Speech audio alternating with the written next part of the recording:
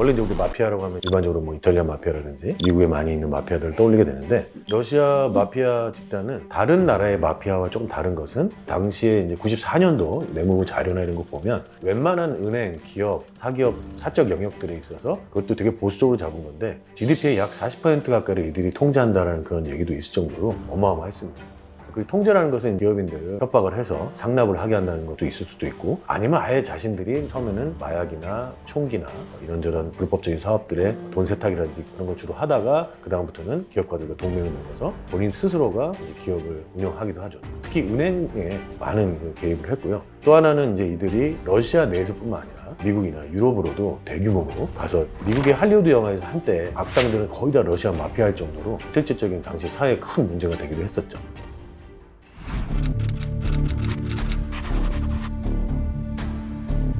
그게 참 어떻게 보면은 좀 누구도 상상하지 못했던 일을 할 수 있는데, 역사로 거슬러 올라가 보면 러시아 같은 경우도 이제 소위 말하는 농민 반란, 의적들, 우리 주로 치면 홍길동, 임꺽정 이런 때까지 거슬러 올라가서 얘기를 하는 사람도 있습니다. 폭압적인 전제정에 대한 어떤 반대, 또 일반 민중들의 어떤 욕망, 탄압한 거에 대한 어떤 반발, 이런 것들을 보통 얘기를 많이 하는데, 근데 그거는 조금 과도하게 거슬러 올라간 것 같고, 이 소련 시대 때 개인적인 사적 재산이나 이런 게 그때 당시에는 분리수가 없었잖아요. 사적인 영역이 거의 없었습니다. 그런데 이제 소비재는 정말 열악하고 개개인들의 욕망을 채우기는 굉장히 어려웠어요. 그래서 국영 상점이 아니라 개인적으로 집에서 뭘 길러서 먹고 그걸 남은 걸 팔고, 그런 욕망들이 굉장히 강했는데 우리는 그게 너무나 당연한데 사회주의 사회에서는 그게 완전 불법이었습니다.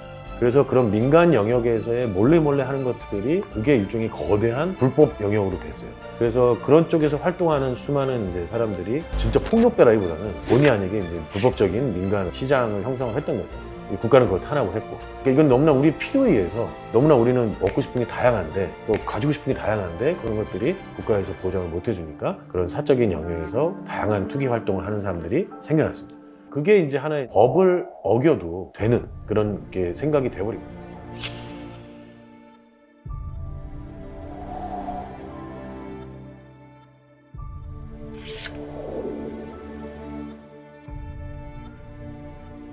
그러다 보니까 이제 자꾸 그런 사람들 계속 잡아놓고 하니까 이 사람들이 빨간 줄이 늘어나고, 그러면서 점차 사회에서 제대로 된 직업을 가질 수가 없고 결국은 계속 불법적인 영역에서 이제 있게 되는 것입니다. 그러다가 이제 소련이 무너졌고,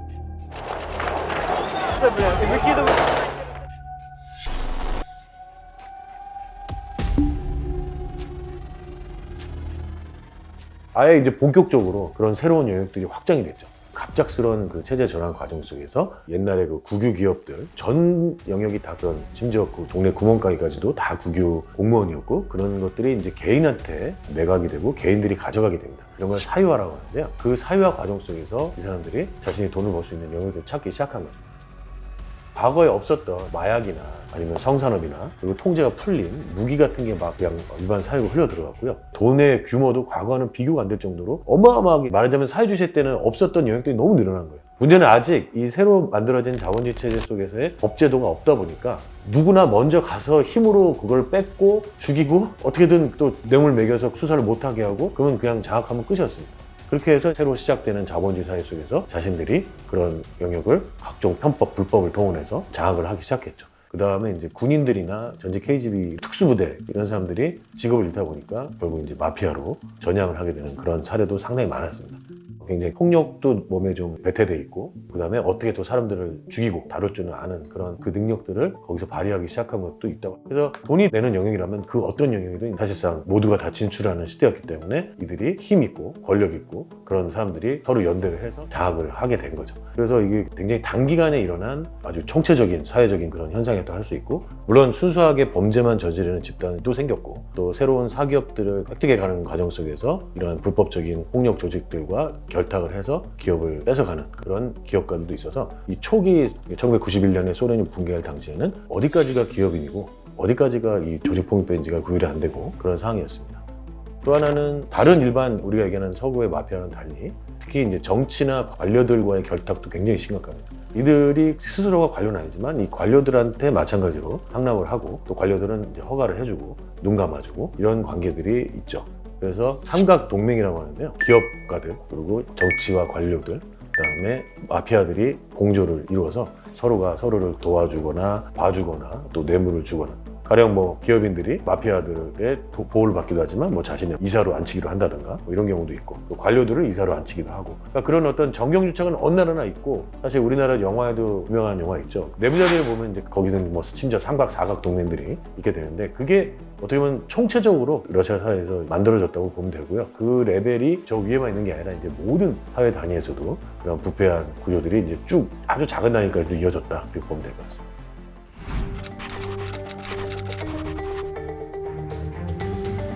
세면 모길리에비치라는 사람이 있는데,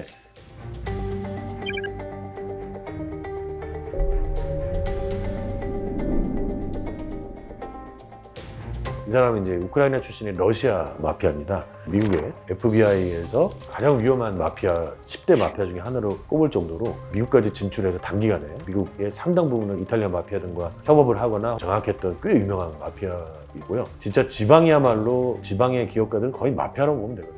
바실리 나우모프라는 사람이 있는데, 정부에서 극동지방에 단속하는 부대가 있었는데 그 부대 장을 죽일 정도로 굉장히 악명 높았던 사람이에요. 이 사람이 한국으로 흘러 들어왔습니다. 한국으로 흘러 들어왔다가 반대파 조직원한테 살해를 부산에서 당하는 사건이 있었어요. 그래서 이야, 드디어 러시아 마피아가 우리나라까지도 들어왔구나. 한때 우리 사정당국에서 긴장을 했던 그런 경우가 있고요. 그다음에 이제 정말 이거는 러시아만의 특징인데, 2013년, 14년에 이제 러시아가 크림반도를 점령하고 나서 크림 공화국의 이제 대통령을, 친러시아파 대통령을 세웠습니다.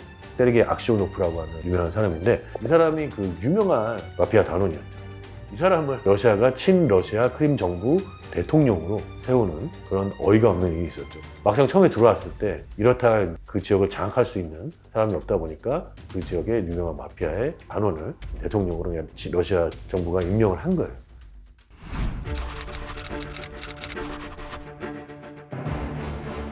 주로 이제 옐친 시대, 그러니까 1991년부터 푸틴이 집권한 1999년, 2000년 전까지 가장 그 심각했던 시기라고 할 수 있겠죠. 그 다음에 지금 거의 30년을 집권을 하고 있는 거나 다름없는 푸틴 시기가 딱 2000년부터 시작을 합니다. 옐친이 어떻게 보면 본인이 뭐 잘못한 것도 있겠지만, 어쨌든 역사상 최초로 사회주의에서 이제 자본주의로 넘어가는 상황 속에서 마피아들이 크게 등장을 한 것이고, 사회를 제대로 통제를 못했죠. 거의 총체적 난국이었죠. 총체적인 부패였고, 모든 단위가 어떻게 할 수가 없었습니다. 그때 이제 푸틴 등장하고 나서 푸틴이 인기 있었던 게, 그 중에 하나가 바로 이제 올리가르키라고 하는데요. 소위 이제 신흥 재벌, 뿌리가 굉장히 좀 모호한 불법적인 것부터 시작한 이들과 연관된 마피아들의 횡포, 그 다음에 총체적인 사회적 부패 현상, 이런 것들을 이제 척결을 하겠다고 푸틴이 선언을 했고, 일정 정도 성공을 하게 됩니다.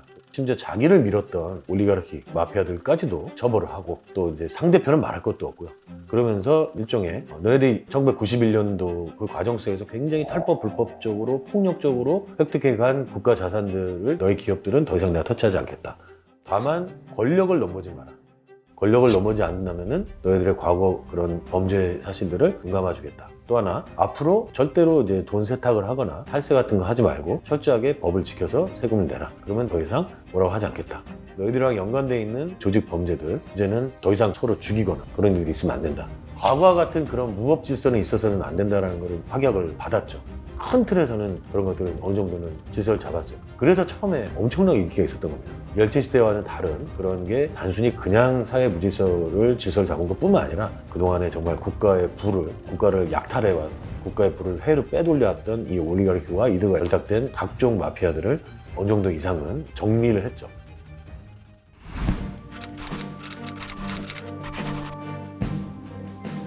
사실 좀 불가사의한 일인데요. 왜냐면 푸틴은 이제 듣보잡이었거든요, 속된 말로. 푸틴은 정말 그냥 그렇게 유명하지 않았던 상트페테르부르크 대학이라고 하고 최고의 대학을 나온 건 맞지만, KGB 출신인 거는 맞지나, 그러나 그렇다고 해서 그 전에 어떤 정치적 경력이 있다거나 유명한 사람이 아니었어요. 그냥 페테르부르크 시에서 부시장으로 일하거나 그랬던 사람일 뿐이고, 근데 그 사람을 갑자기 발탁을 한 거죠. 러시아에 그 당시 누구도 이 사람이 누군지 몰랐어요. 다만 이제 쇼를 한 것은, 당시에 옐친은 굉장히 맨날 술에 취해 있는 사람, 외국하고 정상하고의 정상회담 가는데 술이 취해서 비행기에서 못 내리는 장면, 그다음에 내려서 무슨 무희들이랑 춤추는 장면, 맨날 이런 걸로 유명했던 사람이에요. 그러니까 국가 망신이기도 하고 국가가 완전히 엉망진창인데 우리의 대표는 저러고 있다 했는데, 푸틴은 이제 상대적으로 KGB라고 하면 당시에 이제 무시무시하지만 한편으로는 엄소한 자들, 그다음에 애국주의적인 자들, 그렇게 본인도 엉망이지만 당시에 올리가르키들을 방치했고 서구에 과도하게 의존하는 자 이렇게 좀 생각이 됐었어요. 말 그대로 나라의 붕괴에 온 책임을 다 졌던 사람인데 푸틴은 강인한 이미지와 또 상대적으로 젊고 특히 2차 체첸 전쟁이 있었는데요. 1차 때 옐친 때 체첸 전쟁 때 러시아군이 거기서 패배를 했거든요. 2차 체첸 전쟁은 이제 말 그대로 이제는 더 이상 인권이고 뭐고 안 봐주고 푸틴이 완전 초토화 작전을 벌여서 말 그대로 체첸을 초토화시켰습니다. Отметить и подчеркнуть. Россия не пойдет ни на какой сговор с террористами.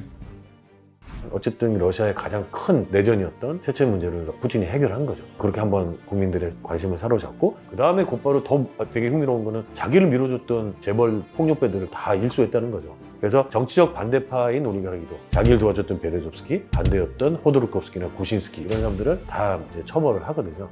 그러니까 올리가르키는 뭔가 부패하고 굉장히 탐욕스럽고 자기들만 부유하고 국민들은 가난한데 각종 불법적인 그 조직과 연계되어 있다는 그 국민들의 불만을 아주 일소할 수 있었던 아주 좋은 계기죠. 그래서 푸틴은 결국 딴 게 아니고 진짜로 애국주의였다기보다는 이 옐친하고 다른 걸 보여줘야 되니까 당시에 러시아의 가장 큰 문제들 해결을 몇 가지만 하면 조금 민주주의나 인권을 후퇴되더라도 국민들한테 되게 큰 지지를 받을 수 있었던 상황이었죠. 푸틴 시대에 들어와서는 처음에는 마피아 자체도 그렇고 그다음에 마피아와 연결되어 있는 그런 올리가르키나 각종 부패 구조들을 굉장히 빠른 시간 안에 일소를 하고 통제를 하고 관리를 하고 그렇게 하게 됐습니다.